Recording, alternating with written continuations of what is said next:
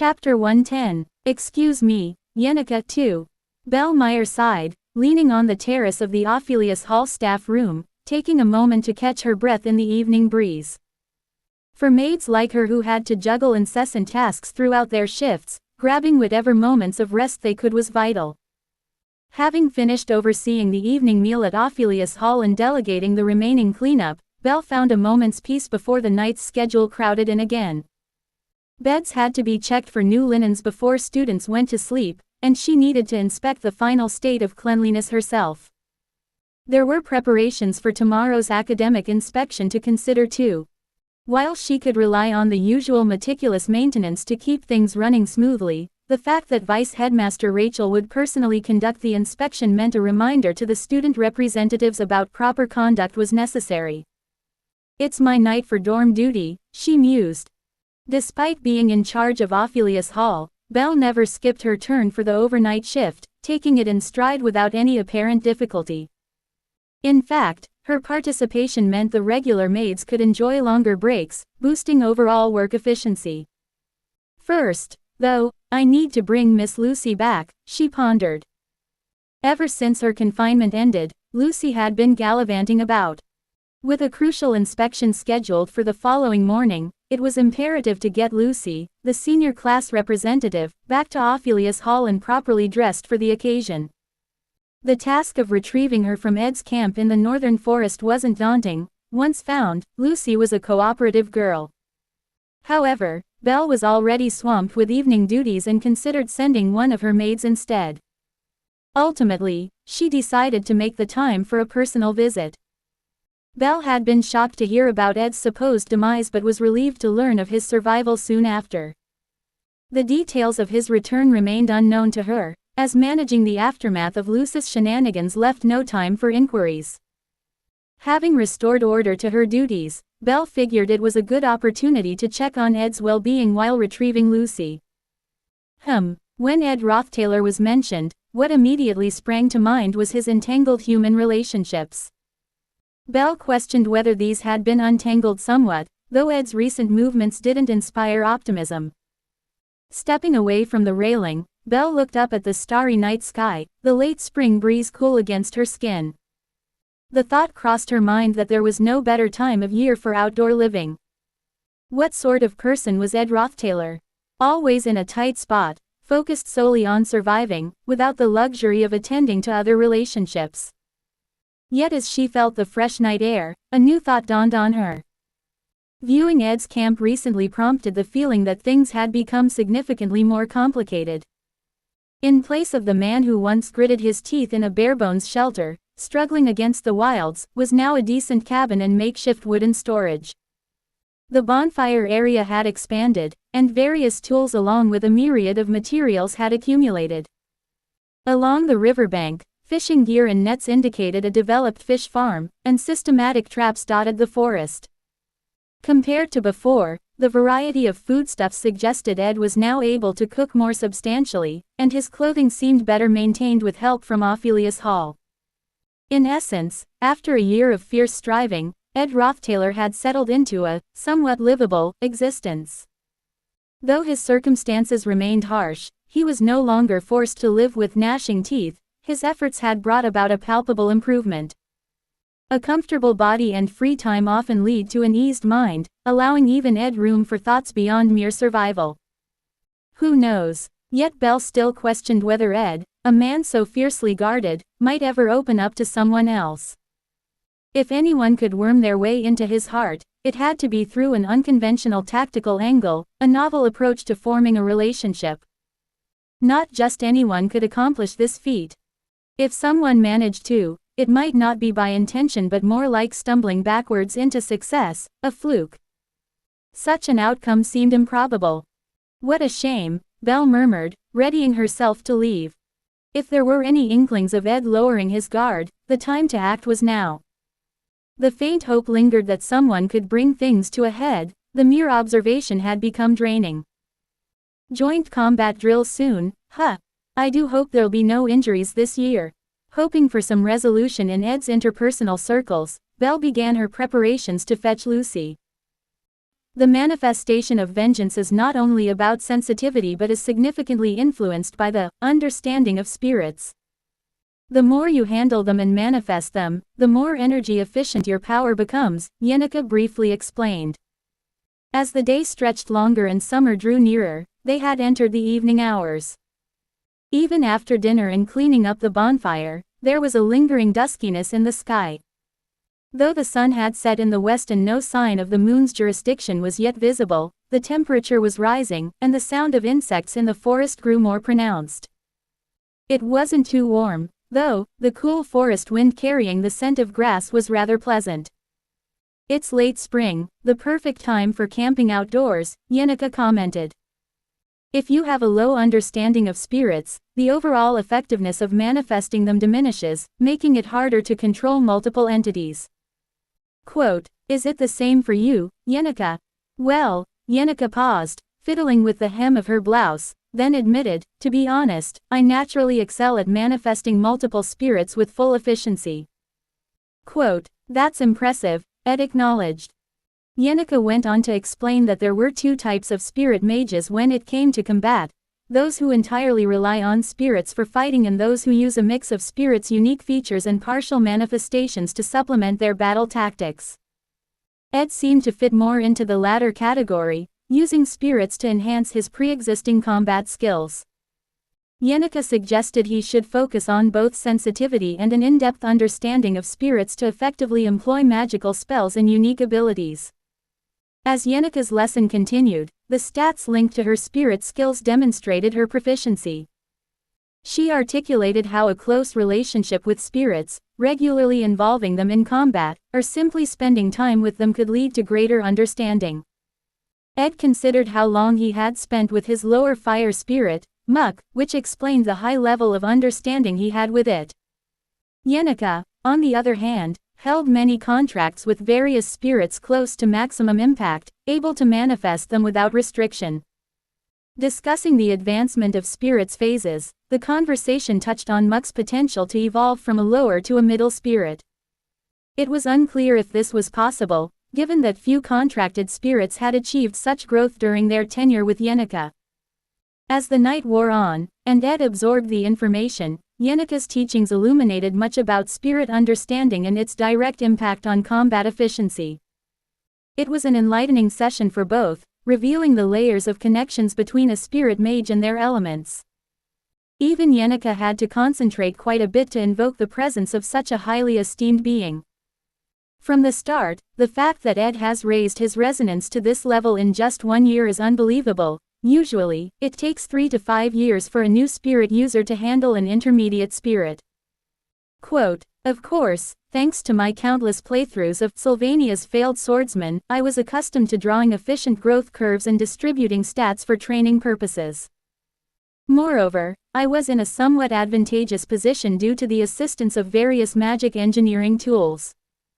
That's why it's good to raise your sensitivity and understanding of high spirits as much as possible.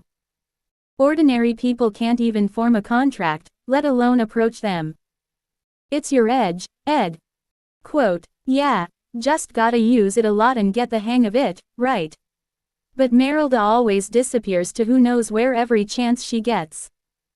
Quote, "Ahaha, Merylda does wander around quite a bit." Quote, "Even now, the camp was filled with various spirits thanks to Yenica, but Merylda was nowhere to be seen. I knew her hobby involved roaming around, but she always appears promptly when it's important at least. Anyway, if you can steadily increase your understanding of Merylda, she'll be a massive force in the future. You know the power of a high spirit, Ed." Quote, "I definitely felt the power firsthand. Totic. After finishing basic spirit technique training, it was nearing midnight. It was almost curfew time at the dormitory where Yenica was staying. I chopped up various ingredients into a metal pot, cooked up some meat soup, and now we were sitting side by side, distributing it into bowls to satisfy our late-night hunger. Greetings." Quote, Belle Meyer always appeared without warning. The quiet and demure temperament of the maids. So silent that if you encountered one in the forest, you couldn't help but be surprised. Back when she was a senior maid, She used to come here to gather various herbs and plants, but ever since she became the head maid, she rarely had reason to visit the northern forest. She still personally tended to Lucy, even after becoming head maid. Sometimes she'd come to the northern forest to fetch Lucy. Her sudden appearance at camp was more of the same. Did you come to look for Lucy? Yes. There's a facility inspection at Ophelius Hall planned by the Academy tomorrow. Deputy Headmistress Rachel will be attending in person, so Lucy, the top student in her year, must be present. Quote, while she spoke, already Lucy had been dragged out of her hammock and was caught in Belle's arms. With an enigmatic expression that showed no intent of resistance. What in the world did the maid at Ophelius Hall represent to Lucy? With a demure posture, holding Lucy tightly, Belle let down her graceful hair at the nape of her neck and addressed us. I was quite shocked when I heard the death news, but seeing you healthy and well now is relieving. It finally feels like I can put my mind at ease. Quote, I'm sorry to have worried you, Miss Belle. There were some circumstances on my end. Quote, there's no need for apologies to me. But did you know? Another circular came out from the Academy. It seems the lower-ranked maids have been slacking in discipline. It's a shame, really, as it's a virtue for maids to always maintain a lower stance. Quote, I see, I won't be informal with them, though. Quote, anyhow, with the Academy sensitive about this issue, we might take this opportunity to re-establish the hierarchical employment relationship between maids and students and thoroughly review the job responsibilities. The issue of respectful language is particularly important. Quote, I see. Well, I'll keep being respectful. Quote, silence followed. Belle, who always kept her eyes down or maintained a demure expression, gave a fresh impression when she looked sharply at someone like this. Who knows how long this pointless standoff would last? It seems to have turned into a prideful battle of wills between us. For whose sake is this fight? It's a mystery, yet strangely, I don't want to lose either. It's good to see you've been well since moving to Dex Hall, Miss Yenica. Quote, yeah, although it's more inconvenient than being at Ophelius Hall, hanging out with friends is not too bad either. Yenica smiled brightly at Belle, showing signs of vitality. When Yenica was at Ophelius Hall, she was particularly close to Belle, who was then a senior maid, not a head maid. Even after a while, they seemed happy to see each other. I have to prepare for the inspection now and get Lucy ready, so I'll take my leave. I hope both of you stay healthy and encounter no major issues with your academic life. Quote, with that, Belle said her goodbyes once more with Lucy in her arms, pushed through the brush, and left the camp. Being the head maid, she would be swamped with paperwork and protocol duties, but she still took care of Lucy and even personally handled bottom-tier tasks like laundry or cleaning. Such a golden resource is indeed rare at the Academy. I wondered what she would choose to do after retiring from the position of head maid. She was surely someone to be curious about. Suddenly, as if remembering something, Yenica slapped her palm and began to twist her body. Ed. Quote, then, she turned to me. Sitting side by side on a large tree stump, I tilted my head, looking at Yenica. Now we were left alone in the camp. Can I ask you a strange favor? A strange favor. Well, how should I put it? It's just for fun, like play, that kind of thing. Why, anyway, it is a bit odd to ask.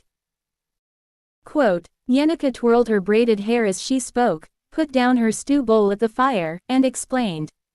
How about we try speaking formally? Formally? Why bother? And why? Well, it's just to try it out. Reasserting our relationship. That sounds too grand, so, I just want to expand and contract a sense of distance, like it's trendy, role-playing. Role-playing is getting trendy, huh? And why? We're already close, what's the point? Quote, Yenica grabbed my forearm, tugging at my attention, and shook her head eagerly, begging me to give it a try. In my case, because I owe a lot to Yenica, it feels a bit rude to refuse after all her insistence. Yenica is not one to insist without reason. Well, it's not a big deal. Right, it's just something to try out. No need to take it too seriously. It might seem meaningless, but seeing Yenica so eager to try, it's hard to keep complaining. Agreeing with a nod, Yenica then twisted her body again, awkwardly sitting Caesar style on the ground. Anyway, just using formal language isn't all. It's like we've just met. More than the feeling of classmates, it's like, just, not awkward but still respecting each other and maintaining manners. If you feel I haven't been respecting you or if I've been rude, I apologize. I thought we were close friends, but if you think I've been oblivious. Quote, no, it's not like that. You know I'm not one to beat around the bush. Don't misunderstand, it's really not that. Alarmed, Yenica reacted hastily. I wanted to try this once. Quote, ellipsis. Quote, having received my nod, Yenica buried her face. Whether from shyness or something else, she remained bowed, cloaked in silence for quite some time. Cooling off with a small matter, I thought, just exchange a few words, make a polite exit, and that's it. It was about time for Dex Hall's curfew. Now taking several deep breaths as if to gain courage, Yenica suddenly gathered her arms over her knees and cleared her throat, assuming a modest posture. Despite the proposal, the embarrassment was palpable. When she finally spoke, her voice was as faint as an ant's crawl, a stark contrast to her usual vivacity. Unaware, I underestimated the potency of her following words. Hello, Mr. Ed. Quote, head still bowed, her voice barely concealing her embarrassment, she glanced around as if trying to shrug it off. Emotions are contagious, after all. Even if it seems trivial, when someone shows such discomfort, it's hard not to be affected. Ah, yes, again, silence. Why are we so embarrassed, when asking anyone in the world about this situation would elicit a bewildered shrug? The cause of our speechlessness isn't easily named. Also, simply changing our speech has created a noticeable gap, unintentionally bringing objectivity to our relationship.